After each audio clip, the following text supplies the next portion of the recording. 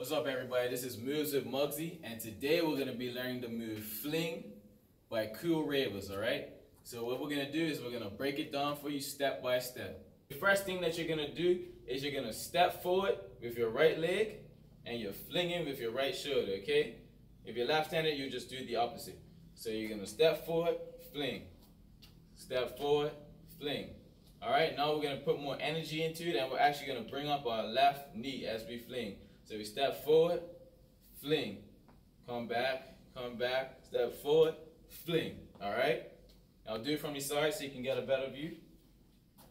Boom, 2, 3, 4, fling, 2, 3. All right, now let's get some music to it. Cool Ravers, man shoulder for your fling. Yeah, that's bad too. Tell your shoulder for your fling. Cool Ravers, a power with ding dong, the new dancing king. And a shoulder for your fling. Tell your shoulder for your fling. Watch your words to a speak and attack with your bad mountain. Man shoulder for your fling. In a me chain bling bling. Bad mind is a sin. Unity we a deal. Dancers, Philip, go do that.